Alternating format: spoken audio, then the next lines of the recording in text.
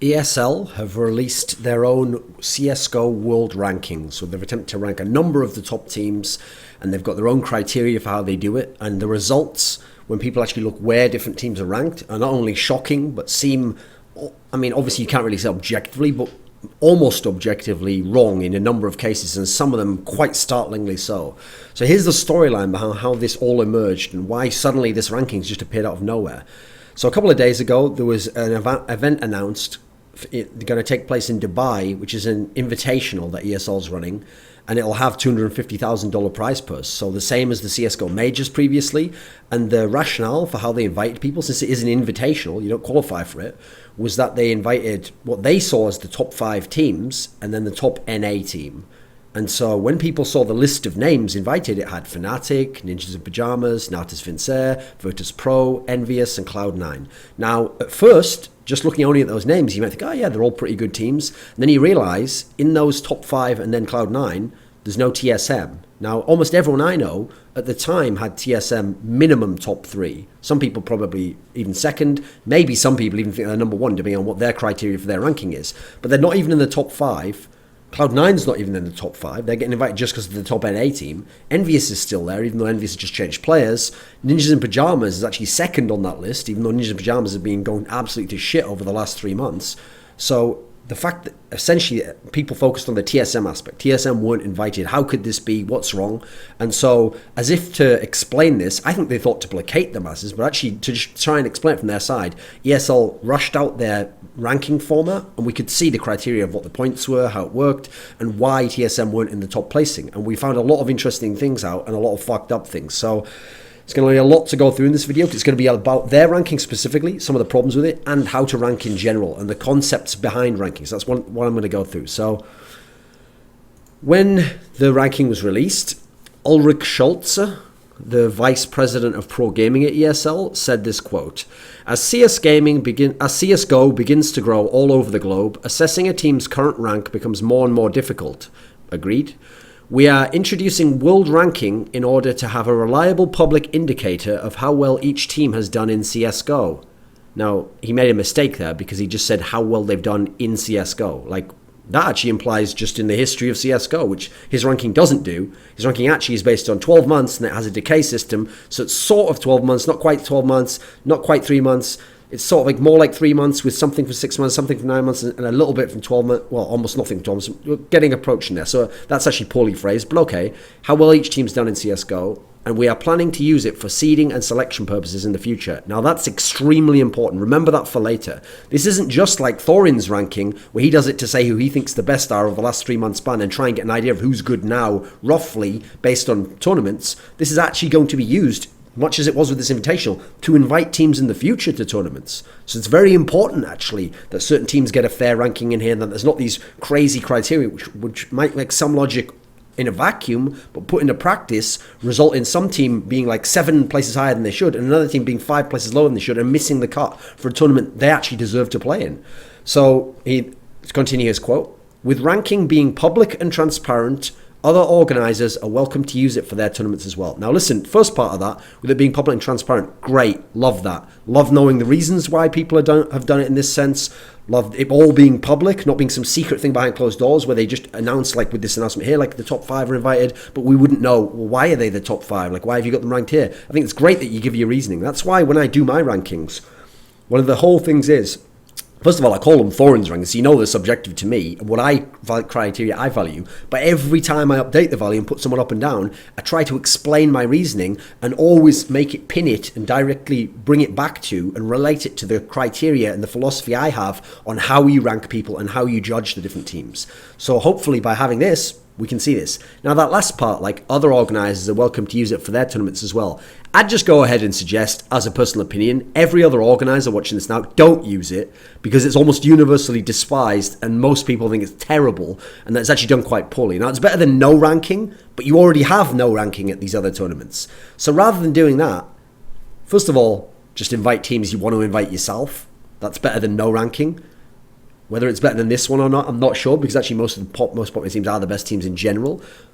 You don't have to use mine, but you could use mine, or come up with your own system, but watch this video, figure out what ESL did wrong, and just do your own system. You don't have to do one that's transparent and public and all that and have it got updated constantly, but just each time you do an event, figure out the top 16 and figure out how many of those you can get to come and have like the 6 teams that you're inviting. So that would be my suggestion. I think it's a bit naive of him to think like, well, we've invented this ranking system. You're welcome to use it. Is it actually any good? I think so. What about the rest of the world? They think it's dog shit. So anyway, let's talk first of all, because the main thing that this is based on is they're ranking teams purely off points. So the first question, obviously, how do they work? How are they calculated? So here's what the site says. Points will be awarded to both the organization and the players. The sum of both is how many points a team has. So in the case of a team like Fnatic, let me see, Fnatic has a total of 8,185 points, and half of that, 4,093, is from the organization Fnatic. Half of that, 4,093, is from the 5 players of Fnatic. And that's how they get the 8,000 overall. Whereas in contrast, for example, a team like... Okay, let's go down to... Okay, so a team like Titan, for example, in 8th, has 3,319, but actually the organization contributes less than the players there, which is something that we're going to come to as we go on. So... that's how the points go. It goes to both the org and the players. Points are not transferable and will always stay with the organization or player that earned them. As in, if you bring in a new 5th player, he doesn't get to have the same points for those past tournaments. He brings the points that he took with him from his old org. But he doesn't actually take them from the org. This is where it gets slightly confusing in terms of phraseology, but the org also keeps the points that they earned even when their player leaves. So you can see how that's going to get into a lot of problems, and already has. So the problem here is that because the org gets the points, players leaving doesn't change the points that the org has. Even if all the players leave, the org keeps all of their points that they earned. So immediately, that's why TSM weren't in the top 5 and weren't invited. Because TSM only joined TSM after they had played at the MLG X Games Aspen, where they finished 3rd place with Dignitas, which was their old org. So Dignitas has all the TSM points in terms of the org up until the end of that tournament. And then they have their new lineup at that point in time. So all 5 of those players who earned the MLG X Games Aspen points, for example, for Dignitas' org, the org keeps their part of the points as the org, and the players keep their points as the players, but they then go on. And so essentially they're losing half of what they would have if they'd have still been, let's say they'd still be Dignitas now, they'd have the players 5 and they'd have the orgs 5. So they'd have twice as much for that event. And also they'd have all their events player-wise and org-wise for past events, including Gfinity, G3 in the year before and all the rest of it. Because that's another thing, as I mentioned, that wasn't outlined. But actually, this ranking runs for 12 months. So that becomes even more significant because they were in Dignitas for nearly all of last year. So as a result, since the ranking began in like August, they've got all those points. Don't go in terms of the org side with the players. The players go to TSM with them, but TSM, the org, doesn't get those points. Now, that means that, first of all, we have the problem with Dignitas and TSM, where Dignitas, the org, essentially has some of TSM's points, that in a world where they didn't leave the org, they would still have themselves as part of it, which is kind of a very bizarre concept when you're trying to rank teams. Because remember, here's the thing, you're not inviting Dignitas' organisation to play in your tournament. You didn't say, I'm inviting the top 5 organisations. You said our top 5 teams. Who do you want to be at your event? You want Navi's team to be there, right? If Navi's team all leave and 5 unknown Ukrainians join, you don't want those fucking guys at your tournament. That's not who you genuinely, ESL, want to play at your tournament. It's not those 5 Ukrainians that you never heard of. You want Navi's team to play. Now, obviously, it's unlikely all the players will leave, so you won't have that situation very often. But that, using your rules, is what would happen. You'd have to invite a bunch of randoms over even TSM who have a bunch of players who were all incredibly good but wouldn't have as many points. So let's go on. Another example where this is absolutely ludicrous, where what I've just described there pretty much has happened. Remember another team that also had their final event with that lineup at MLG X Games Aspen, the team that won the event, LDLC. Now here's the big problem. This is the one that shows how terrible this org system is. Because the beauty of LDLC is they were the second best team in the world for the last third of 2014. The last sort of 2 to 3 months of 2014, they were the second best team in the world. They won a major at the end of 2014, And then they won the first event of 2015. Then all 5 players left the LDLC organization, so they took their points with them as players, but the LDLC organization keeps the points for having the second best team at the end of 2014 and winning the first event of 2015 with a totally new 5-man lineup, by the way, none of whom have ever accomplished anything noteworthy. Like, if I named the 5 players now, you wouldn't know any of them unless you're French, very likely. So they keep those points on the org side. So as a result, LDLC right now, in August of 2015, is ranked, let me see, 15th in the world by ESL, despite the fact that of their 903 points on the ESL ranking, 855 are the org points, which were actually earned by players who don't play for LDLC right now and haven't since January. Only 48 of those 903 points were contributed by the players who are now in LDLC for 2 last place LAN finishes at like ESWC and DreamHack Tours. So the players are really only worth 48 points, but they're ranked 15th in the world. I mean, if you can't see there's something wrong with the system there, I think, well, just keep watching the rest of the video, I guess. So that's an obvious problem with the org points. Here's another one. So the reason why I made the case earlier that in the Dignitas and in the LDLC cases, the reason why it's kind of unfair is because what you're essentially doing is punishing people who leave their org. Because if they stayed with the org and had the same results going beyond, they'd have more points, despite the fact that they haven't done anything differently. They've still played the same fucking game inside the server. So here's an example. Let's say Fnatic had an LDLC situation. All 5 of their players leave Fnatic tomorrow. And Fnatic, obviously in the real world, Fnatic's a huge org. They would bring in really good players and all players who have points of their own probably. But let's imagine that Fnatic brought in the LDLC players. So they brought in the 5 players who are now in LDLC ranked 15th in the world. So they bring in the lineup of LDLC White to replace Fnatic's Swedish team because the Swedish team left, okay.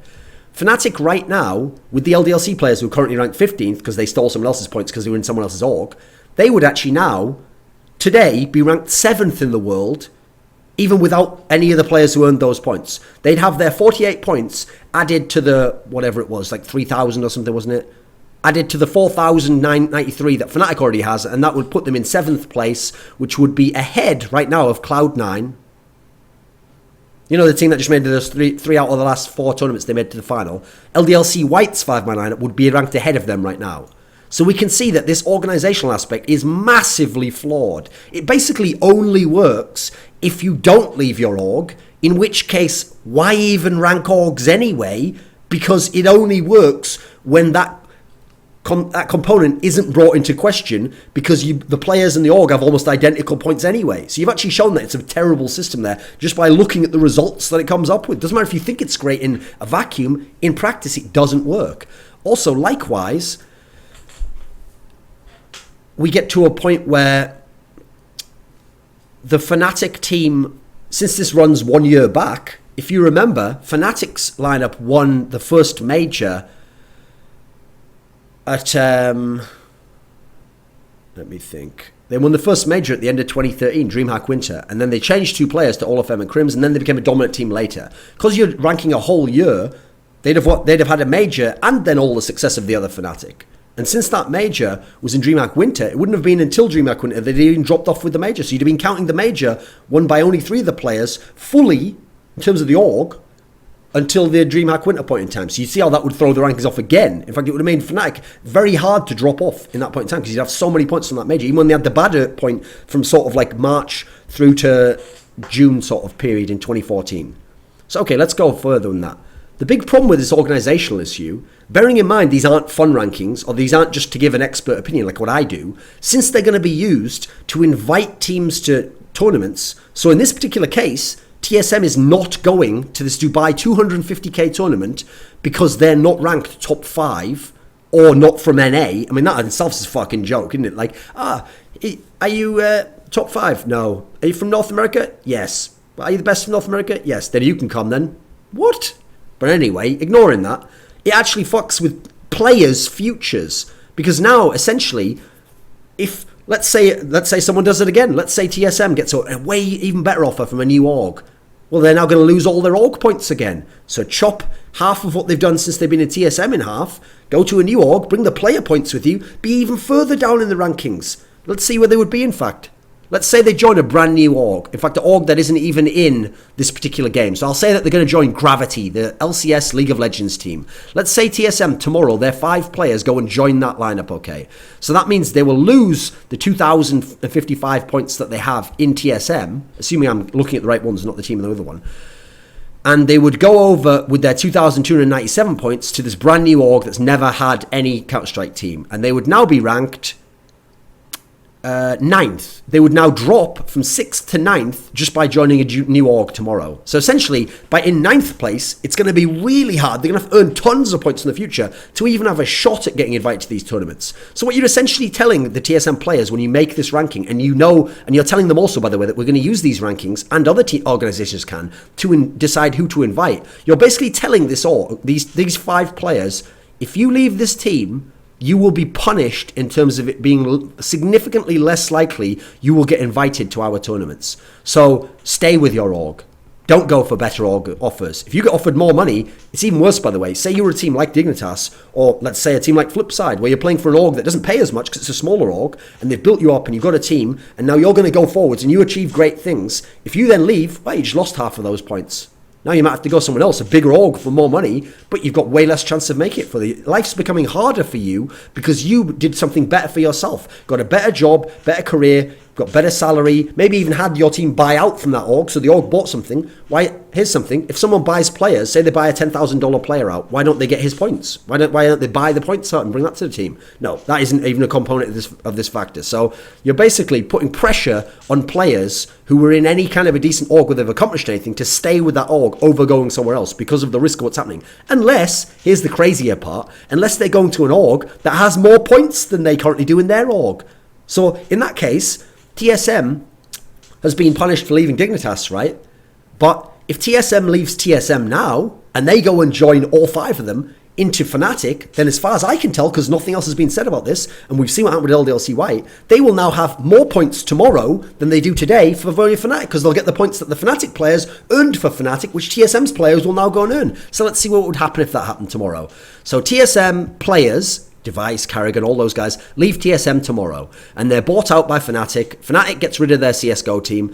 So Fnatic has 4,093 organization points, and TSM's players have 2,297. So that's going to be 6,380 something. So 6,380 something would now rank Fnatic's CSGO team still in first place. So the TSM players, who right now are ranked in 6th place in ESL's ranking, would instantly become number 1 ranked just from joining Fnatic. So on one hand, you're fucking the team over if they join any org that's might pay more money but doesn't have as many points as your current org. But if you join an org that might even pay less money, who knows, but has more points than your current org, you go up in the rankings. So this is just madness. This isn't anything. At the moment, you see the level of abstraction we've got to here. This has nothing to do with what is going on in the server based on the players who play in these teams. Because there's a component where players who aren't even on these teams can be the reason why those rankings exist. So essentially what you're saying is, if TSM had left the organization, the 5 players that left TSM and joined Fnatic a week ago, they would now be invited to this Dubai tournament because they'd be first place ranked, despite nothing different going on the server, but because they'd be gifted the points that Olaf M and all those guys earned, which would get them into this tournament. Meanwhile, if they stayed at their own org, they wouldn't be invited. This doesn't make sense because, again, what was your goal in making the rankings? Was to have a ranking that in some way represented how good the teams were, so that then you could invite the top teams. That's not what you're doing at the moment. You've made these weird arbitrary rules which are fucking people over, or weirdly giving people benefit in other ways, fucking other people over that are involved in this, depending on which arbitrary direction they go in a way that there's not actually a whole lot of logic to. So let's keep going. So the whole org thing is very fishy and doesn't make a whole lot of sense. Now, in terms of players having points, that's an issue in itself. You probably thought it was just the org thing was an issue, right? No. Because again, what if players make a new team, okay? Remember the player points.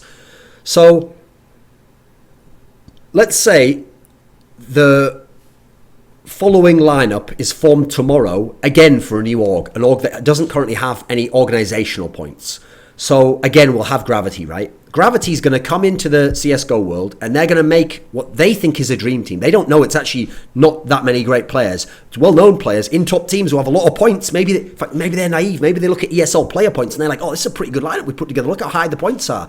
So they recruit Pronax, Smiths, Seized, Taz, and Freiburg to their lineup. And they think, we've got it right, guys. Pronax is worth 819 points. Smiths is worth 627. Seized is worth 532. Taz is worth 531. And Freiburg's worth 473. So those that new five-man lineup won't have any organisational points, but just from those 5 players, who, by the way, in general, are among the worst players for their teams. Some of them are good players, but among the worst players for their teams, they would have a total of 2,982 points. So they would immediately be ranked 9th in the world, that lineup, tomorrow. They would be ranked 9th. Not very good lineup, but they'd be ranked 9th already, just from having those 5 players. That's how this system works. Now, here's another lineup I will also be able to make. Instead of Gravity, another team comes in, Team Impulse, another LCS League of Legends team. They want a CSGO team. They also go to the rankings. They choose players from the same sorts of teams, same kind of rough area that I got those other 5 from, and they recruit Olof M for 815 points. Shocks, 627. Guardian, 532. Get Right, 473. Shroud, 395. Now, I know what you're thinking. Remember the first lineup, Pronax, Smith, Seized, Taz, Freiburg, versus this lineup, Olof M, Shocks, Guardian, Get Right, Shroud. The second lineup, the Get Right, Shroud, Guardian, is like an all-star team of world-class, god-tier players. The other lineup is like decent players who play for top teams. Now, the second lineup of the god-tier players is only 2,806 points. It's over 170-something points less than the lineup of the support players and the lesser players. So they would be ranked tomorrow, if both lineups were made, they would be ranked in 10th place, and they would be below the lineup of all those other players. So again, the point system I've just shown you again is flawed in itself. The idea that players take the points and that players, for a start off, players essentially identically get the points, even though we know all of them is worth more than a player like Smiths, and yet, Pronax rather, who's on his team, and yet if those players leave and go to different teams, then say you're inviting the top 8 teams, you'll have to invite the team with Pronax and Smiths over the team with all of them, Shocks, Get Right, etc. Again, who earned these points for the teams? It's getting very difficult, isn't it? These arbitrary decisions that people have made haven't been thought through. Because when you think something through, you have to ask yourself, what's the worst case scenario? Let's test run a few different teams. What would happen if this happened? No one's asking that apparently, or someone's asking it and they're thinking, yeah, nailed it. Done it. That's great. I think that's awesome that the Pronax Smith team gets invited over. Shocks, Get Right, all of them. Or people just aren't asking these questions. Let's keep going. So now we go over to the fact that, let's see. Let's talk about some concepts of ranking, because we need to look at what ESL's done here, because I can understand, actually, I think some of the basis behind it. So in a traditional sport, tennis, the ATP Tour of Tennis has its own ranking, and its ranking is reminding me a little bit of the ranking here, which is that it uses a system where it has 3 tiers of tournaments. I mean, it actually has more, by the way, but we'll say 3 for the moment, since this ESL system uses 3 tiers, as I'll get into in a minute. It has Grand Slams, which are equivalent to majors. There's 4 of them in a year. It has Masters 1000 events, which are the equivalent of the ESL Tier 1 events. In terms of, like, it's the next best events. There's 8 of them usually, and it was at one point in time mandatory to play all of them. And then they have the third tier, which is the 500 series tournaments, which you don't have. I think you have to play. In fact, I'll have a look here. Let me see. So a player's ATP ranking is based on the total points he accrued in the following 19 tournaments. The 4 Grand Slam tournaments, the 8 mandatory World Masters 1000 tournaments. It counts the ATP World Tour Finals, but that's different from a Grand Slam. And then the best 6 results from any ATP 500, ATP 250, Challenger Tour, Future Series, Olympics, Davis Cup that he plays in the year. So basically, he plays more tournaments than 6 for sure, but he can just pick his 6 best results, and that goes in with the 8 mandatory ATP 1000, and then it goes in with the Grand Slams. And in some weird case, like you're injured in a 1000 tournament, you can add in one of the other results. But in general, that's how you're doing it. So it's based on 19 tournaments over the year, and then obviously you get way more points for Grand Slam, less, like half as much for the Masters, half as much again for Masters. So, for example, in a Grand Slam, first place gets you 2,000 points, second place gets you 1,200 points. In a Masters 1,000, which might have a lot of the same players as a Grand Slam, you only get 1,000 points for first place, but you get 600 for second. But again, everyone's trying to play these ones of it, like the Masters, and definitely everyone's trying to play Grand Slam. Then for a 500 series, you get 500 for first place. Second place gets you 300.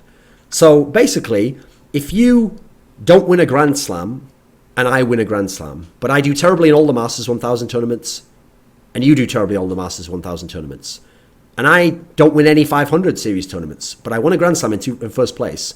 You didn't win a Grand Slam, you didn't win a Masters event, but you won 4 ATP 500 tournament circuit 500 series tournaments. You have the same points as me in terms of those 3 tournaments that we both just played. Well, more than 3. I guess in your case you played 5, and I played, well, let's just say I played 5, but I didn't get any points there. So that's a way that it's made equivalent. Now, it's not as big of a problem in tennis, because first of all, Masters tournaments tend to have the same players as the Grand Slams. So, okay, it's an issue there that you can say, oh, it's kind of unfair that you beat the same players here. Okay, they make the format different. Some of them aren't like best of 5 finals. Now it's just best of 3 in the Masters finals. Grand Slam's best of 5 in the final. In fact, it's best of 5 the whole way through.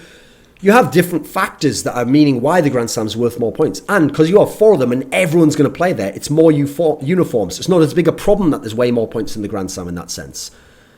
Now then, in terms of decay, because we're going to get to this, there's a decay in the system for ESL. I like that. I basically use a decay on my system, but my system only runs 3 months, and I decay very slightly at the beginning of the 3 months and give you the full points towards the end. So it's only very slight in that sense. Now, their decay works on a 12-month system because it goes on a year. So for the first 2 months worth of play, there's no decay. Then for the 3 months of play, there's 90% decay. You retain 90% of the points for that month's results, and then 4 months is 80%, and every month it goes down 10% until you get to 11 months, at which point you're only retaining 10% of it, and 12 months you're getting none. Now, I like this as a concept in as much as you are making tournaments in the past count for less.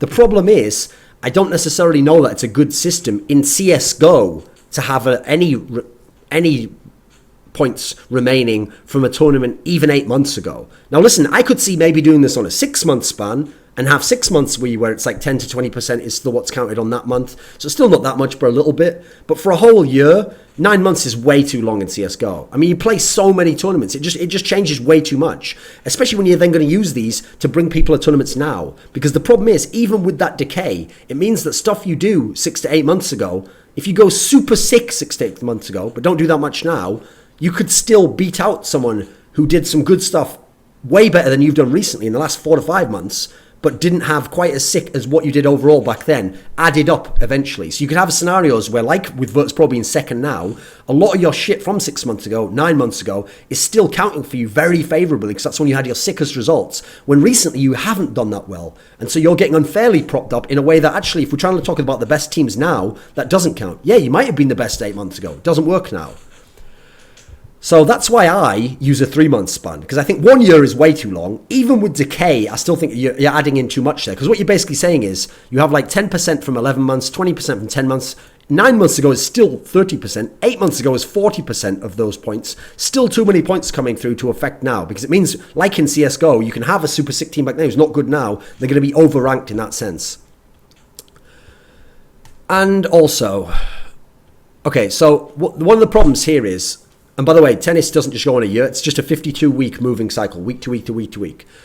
So one of the problems here is, like I said, the points don't work because we lack in CSGO a kind of consistency and uniformity in the circuit. As in, there isn't a set 8 Tier 1 tournaments that we know exist, like the Masters 1000. That doesn't exist in that sense. Sometimes what would look like a Tier 1 tournament, some teams bail out of at the last minute, suddenly it becomes the equivalent of a Tier 2 or a Tier 3 in CSGO. Meanwhile, a lesser tournament, so usually Star Series they usually wouldn't be Tier 1 tournaments, as in assuming we're having Grand Slams above the Tier 1s. Usually Masters, Star Series finals aren't Tier 1, okay? Because usually a bunch of teams drop out, even though they qualified online. The offline final tends to be like one really good team, couple of like the 3rd to 6th level teams, couple of not so good teams, and maybe even a bad team, okay? But actually, Star Series 12, which took place in like, what was it, April of this year, had a crazy lineup. Star Series 12 had a lineup where they had the second best team in the world down to something like the 8th best team in the world or 7th best team in the world.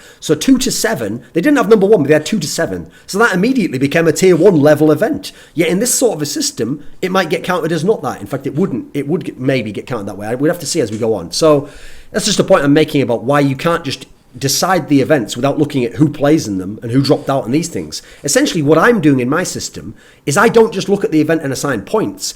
I assign points mentally based on qualitatively judging the event on who attended the event. Who did you beat at the event to get your placing? Because your placing is worth something, but who did you beat there to get your placing? Your placing is worth based also on who attends the event. If like the top 2 teams miss it, you won't get as much for a first place as you would have if they'd attended, but you still finished first. Likewise, if you'd beaten them and finished first, you're going to get more points in that sense. Points in as much as how I judge the value of it. Some events are going to get too many points in the ESL system and vice versa, not enough points, based on they meet all the criteria, but the field isn't the same. Whereas the field could be much stronger in one sense. Also, it's a problem that they only have 3 tiers. Now, I don't have tiers. Like, yes, I give more to a major, but part of the reason I give it to a major is inbuilt in what I just said. That at the major, every top team tries to attend. Usually to win it, you have to beat some very strong teams, and the field's very strong, and people aren't skipping it. That isn't the case in this particular sense. So I judge every event on its own merits. Now, I give more to a major anyway. Even if not some teams didn't attend a major, I would give it more in a sense anyway. But if tons of teams weren't at the major, now, they have to realize, because you have to qualify for it, that wouldn't happen in that sense. But if for some weird reason you could choose not to attend, then I would, to some degree, take the major down a little bit. It would still be the most, but I would take it down a bit. Because I'm judging every event separately, and every match separately, and every series separately, and the field overall, and the world field contributing to the tournament, that's why I think I'm getting to a closer, at least in my subjective opinion, more accurate opinion on where these teams actually are. Whereas this system is incredibly arbitrary, and if you meet the criteria, you can have huge swings that don't make any sense in terms of who we actually know are the best, or that's a crazy term to say there, but no as in like it's a consensus of who we think the best is. The results will be very different. Maybe even what ESL think, but they made the system, they press the button, the machine's running, and now it's out of control. You'll also notice that in their 3-tier system, they went right ahead and gave the ESL ESEA Pro League finals this exact same status as a major. So you know majors that have 16 teams and every team tries to qualify basically, and you usually have all of the top 10 teams in the world there, if not all of the top 15, that gets exactly the same points, and it basically is treated the same as a major like DreamHack Winter, like ESL 1 Katowice. I said that wrong there. That the major that way, they're treating ESL ESEA Pro League the same as that, despite the fact ESL ESEA Pro League, yes, had an online component where it had all the best European teams, all the best North American teams, but the offline finals only had the top 4 European, top 4 North American. So we all know, yes, Cloud9 now are a top 4 team in the world. But beyond Cloud9, first of all, there is no other NA team who is even in my top 10 at the moment. So I have, outside of Cloud9, 9 teams in the top 10 who are European. So only 4 of those can go to ESL, ESEA Pro League. So you can already see immediately how their tournament should not be, especially in my system, anywhere equivalent to a major. It's still a very good tournament, but not close to a major, because a team like CLG could qualify for it, whereas a team like Na'Vi, they can't go. They don't get to qualify. They're not good enough, because they were only the 5th or 6th best team at the time, despite the fact they're much better than Liquid or CLG. So there's a problem right there. They've kind of done themselves there. And it's kind of, how convenient that your event gets to be figured there. Meanwhile, the tournaments that had a more competitive field than that tournament. So I'll give you one, for example. Let me think, what would it be? Star Series 12. There we go. It lacked the number 1 team, but it had number 2 to number 7 teams in the world, all in attendance. So that's already a more competitive tournament with more top-ranked teams than ESL, ESEA Pro League. But that doesn't get the same points as a major. It doesn't get counted as a major because of this arbitrary system that doesn't judge each team and each tournament on their merits. Also, because the requirements for this, I'll tell you them, okay? So the requirements for a grand tournament is at least 4 of the top 6 and an additional 4 of the top 12 of the CSGO ranking at ESL at the time the tournament ends. It has to have a total of 16 plus participants. They mean online as well as offline there, by the way, presumably, because otherwise how the hell have they put in the ESL offline? It only had 8. So that essentially already gives a bias to online tournaments. Has to have an offline final, okay, great. has to have prize purse of $250,000. Now, the problem there again is just because this tournament, the ESL ESEA Pro League, had 250k, didn't actually make it more competitive and a better or even a bigger tournament than some of these lesser tournaments I'm talking about that had way less prize money. We just all know that to be the case. You've arbitrarily decided that. Prize money alone doesn't make a tournament. Now, listen, of those tier 1 tournaments that I have, I do rank it as one of the highest because of the prize purses, because of the online system, because of this qualification. That's really great, but it's not enough to make it a major for me. Now, with that said, go to tier 1. So it has to have at least 3 of the top 6, an additional 3 of the top 12, total of 16 plus participants, and an offline final. Just not the prize money, basically. The exact same as the major, the grand one for them, but no prize purse requirement. Now, the problem there is, that means to become a tier 1 event, you have to have 16 plus participants. That means tournaments like Gfinity can't ever be tier 1 because Gfinity had 8 teams at most of their events, and then they had 10 at Gfinity Spring Masters 2. So those events can never be tier 1. Doesn't matter how many good teams go, doesn't matter any of that, because they don't fulfill the 16 plus requirements part because they don't have an online component. And that's a big problem with these rankings. Not only do you need an online component to get the 16 teams in most LAN cases to be able to become one of these events. So that means, by the way, if all the good teams go to Copenhagen Games can be a tier 1 event. If they just, in fact, you could have a world where Copenhagen Games has 3 of the top 6, 3 of the top 12. So let's say they have teams 4, 5, and 6, and then they have teams 9, 10, no, they have teams 10, 11, and 12. So they have 4, 5, and 6, 10, 11, 12. And they have Copenhagen Games has tons of teams in it. An offline final as well. That will now be called Tier 1. Meanwhile, the Star Series I just described, which had 3 of the top 6, it had 2, 3, 4, 3 of the top 12, it had 5, 6, 7. So we already know it's a more competitive event in terms of top teams there, but it only had, 6 teams. Because it didn't have 16 plus, actually, that doesn't count, actually. I just realised, because they have the online component for that. I should have gone with Gfinity again, shouldn't I? Because Gfinity had Fnatic, Virtus.pro, Na'Vi, NiP. Okay, I admit, I did that one wrong there. But here's the thing, Gfinity doesn't have the online component. So Gfinity, again, I just explained it there, obviously had a more competitive field than the fictional Copenhagen Games I put together. But Copenhagen Games would be tier 1, but this one wouldn't, because they arbitrarily decided you have to have 16 plus, regardless of who the teams are if you've only got 8. And because you can get 16 plus by having an online component, now you get to a world like you have with these people, where as long as you have the online league, you can now make your team your tournament a way better tournament, and people get more points for it over a tournament that's way more competitive that's just a LAN. Also, beyond just for these tiers, they have a tier 2, and this is the problem. Tier 2 set similar requirements. You have to have Grand has to have 4 instead of 3 out of the top 6 and 4 of the top 12. I got it right. It's 1 extra from each of those. So tier 2 has to have 2 of the top 6, 2 of the top 12 additionally, and 6 plus participants. So tier 2 is what Gfinity would be. Now here's the problem. I didn't say online final at the end of that, did I? That's because online final doesn't count. So actually, online tournaments that just have 2 top 6 teams and 2 top 12 as well, so 4 out of the top 12 overall, and at least 6 teams, count as much as a really stacked Gfinity event. Not only that, but they're counting online tournaments and giving them a decent amount of points. Now, we know what goes wrong when you count online tournaments. That's what happened with the old Gosu Gamers CSGO rankings, where they had certain teams super way high up, like top 10, who weren't even good LAN teams because they had good online results. They had Dignitas, I think it was in early 2014, number 1 in the world, despite the fact Dignitas had never made the final of a LAN, while there were other dominant teams making finals of LANs. NiP was making every final, winning LANs, winning majors, winning LANs, making top 4s all the time at LANs. And the Dignitas were ahead of them because online tournaments were brought into it. Now, I, in my ranking, don't have online tournaments. I do it because it simplifies this, and because in reality, the rankings are really just about who the best is online anyway. No one really cares about how good people are online. Very vaguely they do, but it's just easier to take it out of the equation. It makes it more complicated to put it in there. And by the way, you don't want to make these systems too complicated, because you make them too simplistic. You see the problems you have here. You add in some complexity to get somewhere close to the result, but it's going to get extremely, extremely subjective, even more so if you put in the online component. And we just know that it's a famous pattern that people are amazing online who aren't good offline. Whereas that's just the way. And then there's teams like Na'Vi who aren't that good online and are gods offline. So there's a problem in itself, the fact that they're using online component.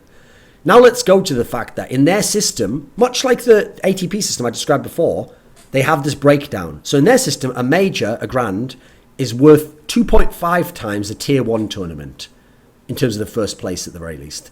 And a first place at a major is worth 3.33 recurring times more than the tier 2 event.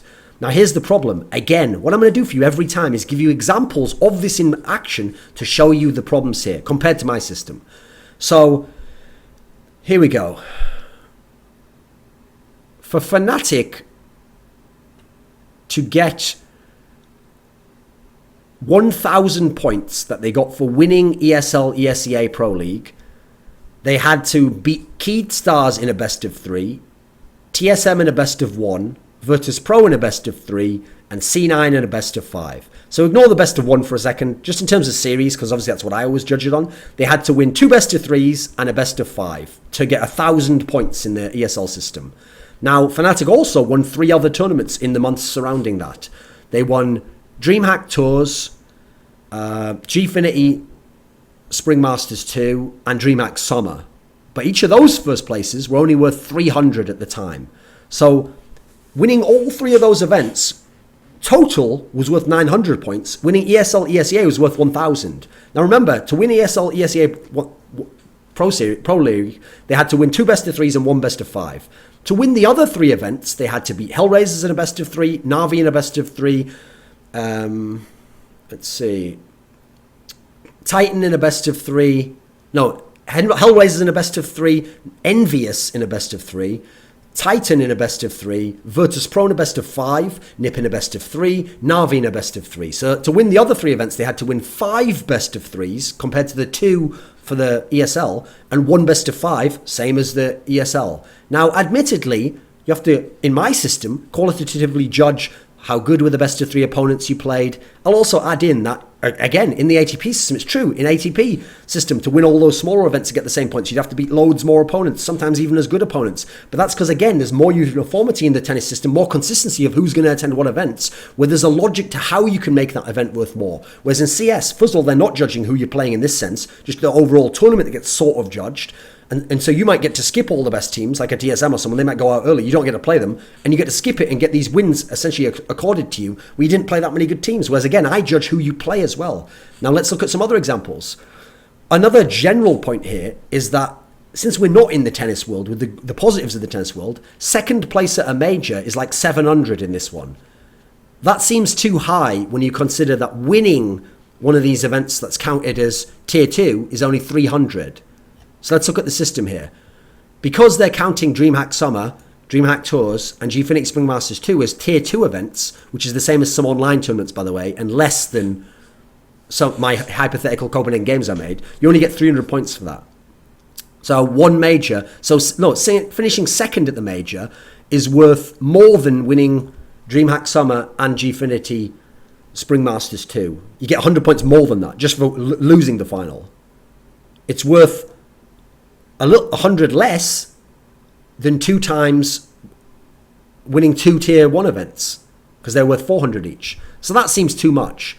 Like, if I win 2 tier 1 events, potentially versus all the same teams as the major, like the elite teams at least, I don't deserve only 100 points more than someone who came second in the major. Even though the major's better and it's great and all that stuff, that seems like too many points there. So let's look at some other examples here. Finishing 5th to 8th in one of their grands, like a major, is worth second place in a tier 1 tournament. So basically, Keyed Stars finishing 5th to 8th in ESL 1 Katowice is worth the same as someone finishing second in a tier 1 tournament. That can't be right. Surely, Keyed Stars finishing that should not be the same as someone who came second in a tier 1 tournament. That's too many points. Let's see. Okay, so Luminosity finished 7th to 8th, last place at the LAN, at ESL ESEA Pro League, and that got them 200 points. Now, Virtus Pro finished second at Gfinity Summer Masters 1, and they only got 175 points. So VP got 25 points less for finishing second at, actually that should be Spring Masters 2. Finishing second at Spring Masters 2, where, by the way, they beat Na'Vi in a best of 3 at that LAN and beat some other good teams, including winning 2 maps against Envious, Meanwhile, Luminosity just went to the LAN, lost every game, and got 25 points more than VP did for their accomplishment. Something off there again. This is why I judge on the merits, not just arbitrary numbers, because I don't run into these problems. I can fix and adjust what I'm doing. Cloud9 got as much for finishing at the semi-final of CEVO Season 7, where they lost to Mouse, but beat CLG twice, and then lost to Virtus.pro. So all they did is beat CLG in 2 best of 3, lose 2 best of 3. They got as many points as Fnatic did for finishing second at CCS. Do you remember what the CCS offline field was? It had a big online tournament, then the offline field was TSM, Fnatic, Envious, NiP, arguably the top 4 teams in the world. At least 3 of the top 4 teams in the world. And Fnatic finished second there, beating Envious and beating NiP. And they got the same points as C9 did for beating CLG twice and getting to the semi-finals of CEVO Season 7. There's a problem again here. You see what I mean? This arbitrary system isn't adding up in reality. These aren't occasional examples here. I've got a whole bunch of examples. I could make more for you if you want, by the way, of all the problems. It's very rarely ever working out reasonably. Counting online tournaments in itself is a problem, because here's an example for you. In last year, in November, the Hitbox Arena Championship 3 was played. It was an online-only tournament, and LDLC, I think, were the team that won it, and they got 300 points for winning it. Then LDLC went to ESWC offline LAN with all the best teams in the world pretty much attending, came second there, and that was worth 250 points. 50 points less than winning that online competition. Fnatic got 300 points, the same as what it was originally worth to win the Hitbox Online Championship at the end of last year in November, for winning Spring Masters 2, beating VP in a best of 5, beating Titan in a best of 3, beating a whole bunch of teams on maps in the group stage. They got the same points as that online championship for LDLC the year before. Here's another little factor. Because of the arbitrary ranking system of the tiers, iOS Pantamera isn't even included. iOS Pantamera is not even, you don't get any points for that. It doesn't exist in the database. I looked, Fnatic doesn't have any points for it. Unless I'm mistaken, unless I mistook. I looked and I couldn't find it, so it wasn't even counted. You know the tournament where they beat Envious in a best of 3, and then they beat Titan in a best of 3 in the final, and a whole bunch of top teams in the group stage. They don't get any points for that. Meanwhile, Cloud9 get 300 points for semi-finals at CEVO, beating CLG in 2 series, who had a ringer. You can see there's huge problems in every step of this process we're going down. So now let's look at the top 15 teams that they have. They have more than that, but I'm just going to look at the top 15. So I'll give you the top 5 on this video. So Fnatic's first, VP second, Na'Vi third, Envious fourth, NiP fifth, TSM in 6th, hence why they weren't invited to that event. So first things first, just using my own judgment of who's good teams right now, Virtus.pro, there's no way they're the second best team right now. I have them ranked something like 5th in mine that just came out today. By the way, if you want to see some good rankings, I did my own version of the rankings today. Be in the description box below. I have them in 5th. They just won an event, but they've had some bad results as well in the last sort of 3 to 4 months. And their big wins, their bigger wins before CEVO, were all months before. 4 to 5 months back, 6 to 7 months back, 8 to 9 months back. That's when their big tournament wins were. Na'Vi is in 3rd place. Okay, I'm cool with that. That's fine. Envious is in 4th place. Okay, problem already there, which is that it doesn't seem that, as well as VP, how can Na'Vi and Envious be above TSM at the moment? Like, in theory, that's something already questionable, especially the Envious one. Now listen, I actually have Na'Vi above TSM in my rankings, so that's different in itself, but that's just changed recently. Then you go to NiP is above TSM as well, and Cloud9 is below NiP, is below Envious. Doesn't seem right, does it? Cloud9's had all these great results. They have 4 top 4s in a row. They've had 3 finals out of the last 4. Their recent form is wrecking NiP. It's wrecking Envious. Then you go beyond that. CLG is in... Oh yeah, so TSM's in 6th place, despite the fact that they've won 3 tournaments in the last 4 months. They're in 6th place. No, they've won 4 tournaments in the last 4 months. My bad. Think about that. And they're in 6th place. Below NiP, who don't even have that many good results. In fact, they've only won 1 tournament, like a medium-sized one, Asus ROG, in February. And then you add up the other results, also wouldn't add up. CLG is ranked 9th in the world because of online shit and because of getting to go to 1 ESL ESEA Pro League and then finish semi-finals there. Meanwhile, teams like Mouse, who just had a bunch of top 4s, beat all these big wins in best of 3s over top teams. Dignitas, they've had a couple of good top 4s. These teams aren't even above CLG. LDLC, as I already described, whose lineup, all they've ever done is finish last place at 2 smaller lands, is 15th in the whole world. we can see there's massive problems in this system. So, okay, here's the basic premise. Point systems are flawed. That's why I don't use one. I gave the Gosu Gamers example before. It was tried before. Gosu Gamers in every single different game, Dota 2, League of Legends, CSGO, never had a good system. The top 10 was never appropriate unless one team was totally dominating, in which case they would be first place. All the rest of the positions, 2nd through 8th, there'd be all sorts of funky results. There'd be some team who'd play in a shit region and get tons of points from the shit region and then get to like 8th in the world. Meanwhile, they would never even finish top 12 in a big tournament. That's the sort of thing that would happen.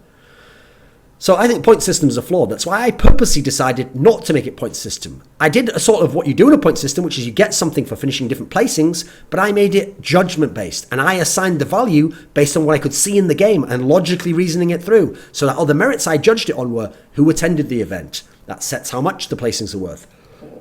Where did you place at the event? What format were they in? So did you get to win a lot of best of threes? That's better than winning some best of ones. Who did you beat in best of threes? Did you beat good teams? Your ranking's worth more now. Where did you finish overall is tied into all of that. It's also important, as I've done, I think, to limit the time frame. Listen, even if you debate my rankings and you say, oh, I don't think Titan should be 7th or whatever I had them at. You don't think they should be 12th though, did you?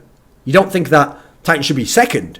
In an ESL type system, these things can happen if they have enough results 7 months ago, if they have no results now. These are different scenarios where the variance is going to be way worse in this point system than in mine. Even when people disagree with me, they never say Fnatic should be in 4th place. I never hear that. That's the sort of thing that could happen in these sorts of systems. For example, like I told you, if they leave the org. Immediately, if they leave the org, they'll now be down into 5th place if they join an org that is a brand new org. They won't even be top 4 rather. Yet we all know they're top 4. Everyone would agree they're top 4. Even people who hate them would think they're at least 3rd. So the system doesn't work for anyone, except by these arbitrary rules. So I think you need to limit the time frame. I don't mind decaying and doing more, by the way. Like I said, you could do a 6-month system and have a decay over 6 months. That would actually be quite interesting. I think it wouldn't be so great now, because if we're looking at now, we are trying to look for now, like who's good in the last 3 to 4 months. And if you're going to invite people to events, it's especially bad to have a system 1 year long and then counting this decay. That still counts like 30% when it's something like 9 months ago or 10 months ago, whatever it was. That's too much. Because again, you're inviting people for tournaments now, not for tournaments 8 months ago. You're inviting them now. So what they did 10 months ago shouldn't really affect inviting them now. That's too much. I also think it's significant in that this system doesn't use it in terms of who you win and who you win the best of 3s over. So in general, I suspect ESL hasn't thought it through. I really wonder what sort of company it is. It reminds me of Riot Games, actually. Riot Games make these crazy press statements, do these really weird rule decisions, and everyone who's an expert suddenly just comes up and goes, what? That doesn't even make sense. Why is this seems to be wrong. Look at this possible bad result you'll have. Have you thought this through? And essentially the answer must be no. Like as far as I can tell, it must be like a yes man culture. Like whoever made this system must have been passed off to someone else or a colleague and they were like, I love it. His boss goes, nailed it. You did a great job there. And then all the underlings were like, great job. This is a sick system. Can't wait to roll this out. Everyone will love it. Meanwhile, if they'd have even just asked me, by the way, I'm saying don't ask me. I don't like ESL, so don't ask me. I'm not going to waste my time helping you out. Actually, I don't know if that's true. Maybe I would if they asked politely. I don't know. For the sake of help. Actually, I probably would in terms of at least it fucking help CSGO and then the right teams get invited to LAN. So I probably would actually, even though I don't like them. Because I actually like to do things for the fucking good of the game. Unlike a lot of the cunts. Like some of these companies. Anyway, the point is, if they'd even had someone vaguely like me or any other expert who could just ask them these questions. So when they bring the system, go, but I've run the numbers and here's what would happen with this team. Don't we have a flaw there? Could we fix that? Is that how you wanted it to be? They'd at least have gotten somewhere reasonably. Instead, they just rolled this thing out and it has all these massive flaws in it. So anyway, as I mentioned, I did today my own update of the rankings, my own top 10 in the world. There's a bunch of different changes there. Na'Vi went up a place, Cloud9 went up a place, some teams went down. So you might be interested to see. It's in the description box below. This podcast, video, whatever you call it, series was sponsored by Alpha Draft, where you can play fantasy esports such as CSGO, and you'll be able to do LAN tournaments. I remember I did a DreamHack tournament. I think it was DreamHack Summer I did. Yeah, you can do those tournaments. So ESL, SEA Pro League, I think, was on there, especially the online component. You sign up, they match your deposit or something. And also they pay for and produce a podcast I do with Richard Lewis, which is a full CSGO podcast. By the way, just because people don't seem to know this, because it's called By the Numbers, there's a CSGO edition and a League of Legends edition. It's true, the League of Legends edition is all stats, it's only fantasy. But the CSGO one is almost no fantasy. It's just sponsored by Alpha Draft. It's basically just an awesome podcast with me and Richard Lewis talking about the latest transfers, the latest stuff, stories we've heard, trying to analyse the games, the results, talking about upcoming tournaments. It's all the stuff you'd want in a podcast. It just happens to be called the same name by the numbers. So check it out. I'll put a link in the description box below. Thanks to Alpha Draft for making that. I think it's pretty cool.